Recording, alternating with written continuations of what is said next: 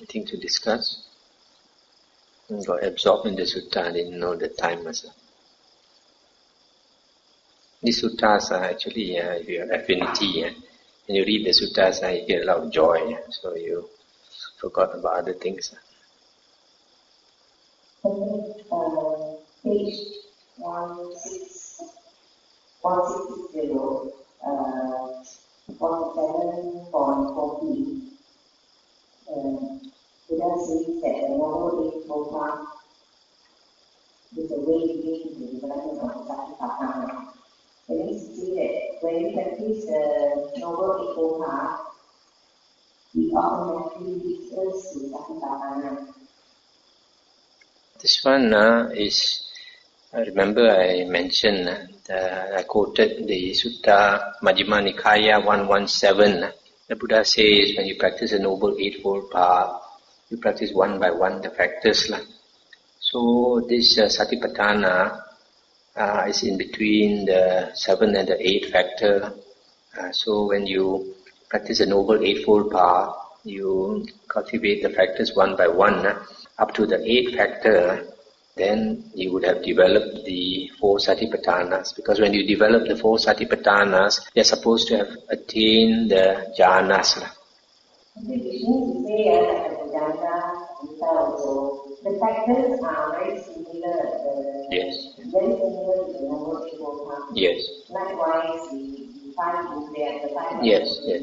So which means that all the roads, the 7 roads, and all the roads lead to the liberation. Correct. But as I read, Venerable Bhikkhu Bodhi's comment in his notes at the beginning of this last book, he says that out of these different these sets, I think there are 7 sets. The most complete one is the Noble Eightfold Path, encompasses all the others.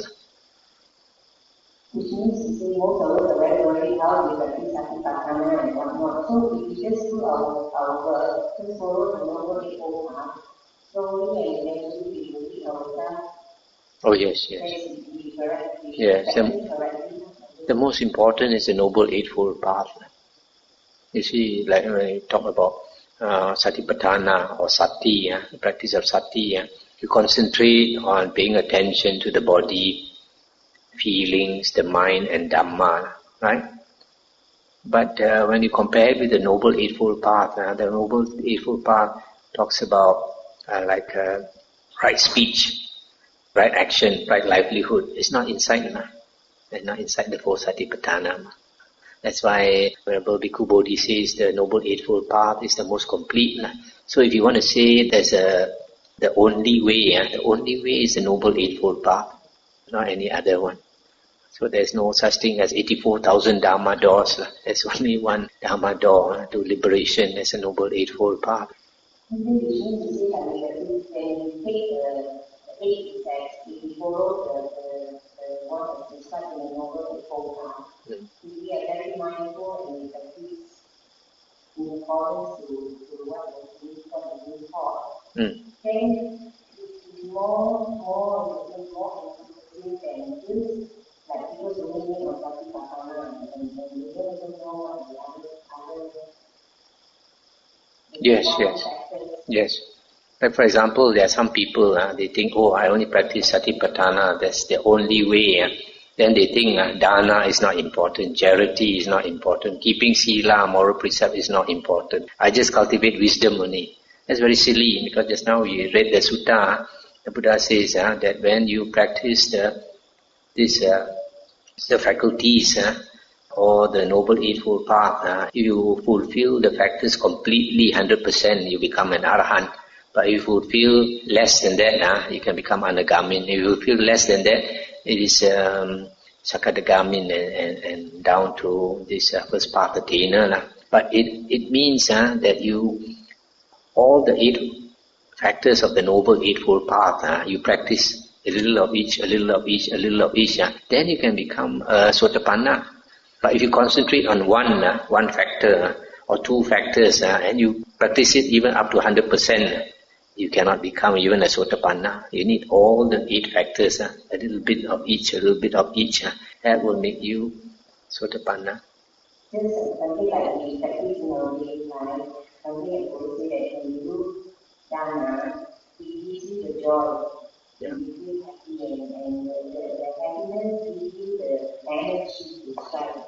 Yeah. So, I mean, I also feel that when we do Dhamma in the form of service, we sort of take away our pride away. Oh, yes. We cut away our selfishness.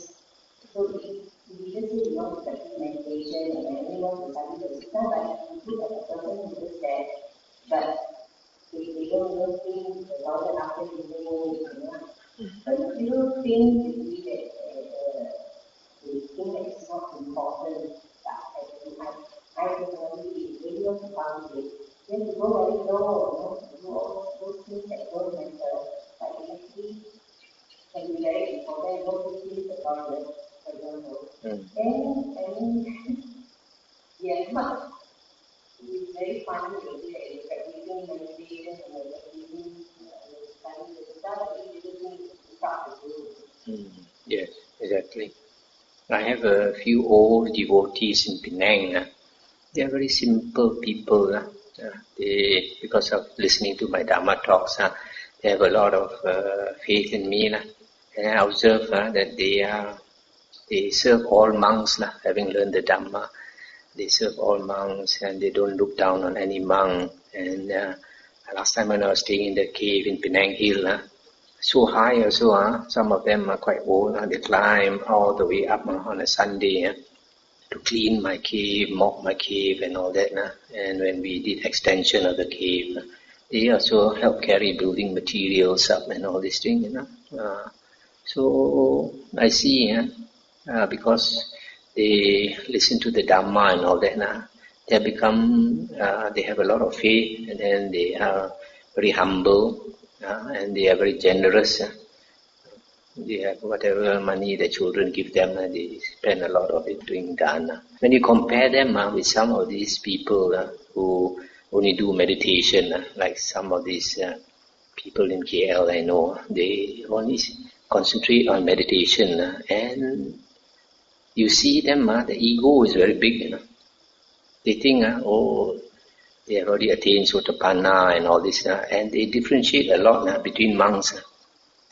They only value those monks that practice the practice that they are practicing. For example, Vipassana. They look down on monks who practice Samatha, and some of them, because they follow the Burmese tradition, they look down on Thai monks. So all this is bad karma, very bad karma.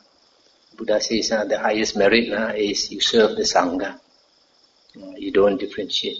Even corrupt monks, the Buddha says, if you offer to corrupt monks who don't practice well, but your intention is to support the Sangha, it's the highest merit, even higher than you go and offer to an Arahant, because the offering to the Sangha is the highest blessing, highest merit. I think in the Samyutta, Buddha points out that if the person's 5 faculties is weaker, the weakest is among the Arya, is the faith follower. Yeah. Then, while the Dhamma follower, they have stronger 5 faculties. So the meaning that they are closer to being a Sotapanna. Actually, the faith follower and the Dhamma follower, both of them also have an understanding of the Dhamma. Because without an understanding of the Dhamma, you cannot get right view. But in the Dhamma follower, his understanding is more pronounced. His understanding is stronger. Whereas in the faith follower, he has some understanding. He's already attained right view. But his faith faculty is stronger. He may not understand so much suttas, but he has a lot of faith. That's the difference.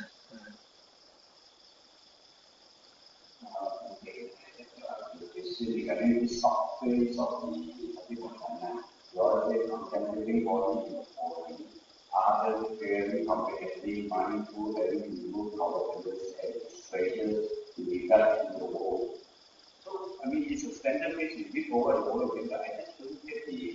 mindset that we are what page is this? Okay. This like feelings in feelings, body in body, I mentioned before that his focus is contemplating on the body. All his attention is in the body, not among other thoughts. Because sometimes you can contemplate the body at the same time, you can contemplate your home problems, your office problems and all that. So here, that's what you mean by body in the body. And then secondly, ardent. Ardent is with energy, diligent. And then this clearly comprehending is that sampajanya. Sampajanya is mindful, with clear awareness. That means he practices with clear awareness. Okay. And then this one, mindful, stands for sati. Sati is recollected. That means his mind is not out through the six sense doors, but he is recalling only these four objects of sati. Okay. He remembers to put his attention in the right place. This one, having removed covetousness and grief in regard to the world. This one I mentioned before, that if you put your attention out to the six sense doors, and then when there are pleasant sights and there are pleasant sounds, pleasant odors and tastes and all that, then you want to possess them. So you have covetousness. And then if you cannot get them, then you have displeasure or grief. So in other words, you give up worldly things. You give up worldly things to practice your satipatthana. If you give up worldly things, then you don't have covetousness and displeasure in regard to the world. You're not chasing after worldly things. This covetousness and displeasure arise when you chase after worldly things, sight, sound, smell, taste, touch. Then you want to possess them, that is covetousness. You cannot get them, displeasure or grief will arise. No, but I mean during the practice of meditation and so how to... No, it's not at that one moment. It means like having given up covetousness and displeasure in regard to them. Before you practice, you already have to give up. You're still carrying a lot of problems on your head. You want to practice, impossible, without giving up. I think going back to those people who only know to practice meditation, they play at the practicing satipatthana, and earlier I was saying that maybe we are able to develop greater awareness within us. We should be able to see our own unwholesome state or state of mind. So because usually if we are not able to see this because we are a lot of hindrances, especially ego conceit, it's again attachment to. We can't see it, and even if we have a good karma without advantage, whether not we see to point out to us whether we are able to accept the fault being pointed out on this. Another because of hindrances, we may not be able to accept even our own fault. Yeah. So how do we practice? This one, it depends on that person's sincerity. I remember there's one sutta where the Buddha said, he teaches different amount of Dhamma to different people because of their commitment. The Buddha says, those monks and nuns who come and become his disciples, they are fully committed to the holy path. Then he teaches them the most Dhamma because they are fully committed. And then the lay persons, they are half committed, not fully committed. So in that case, so the Buddha teaches them less Dhamma because they are not able to practice so much. No point to teach them too much when they cannot practice. And then lastly, those who are not his disciples, if he has the opportunity, he will teach them, but he won't be able to teach them much because firstly, they might not be interested.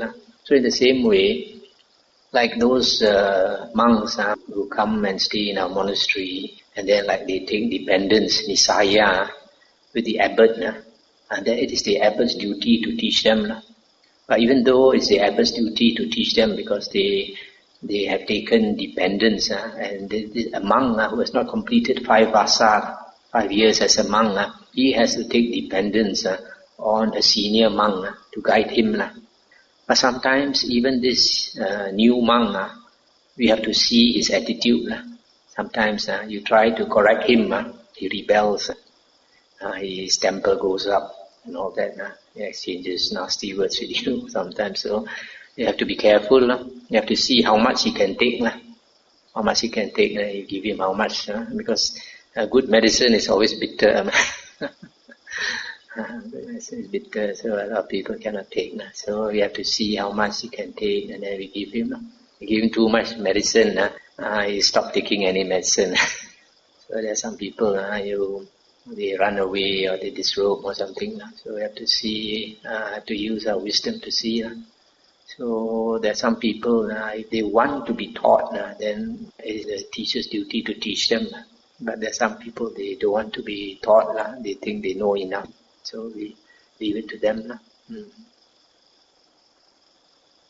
Okay, so we stop here tonight.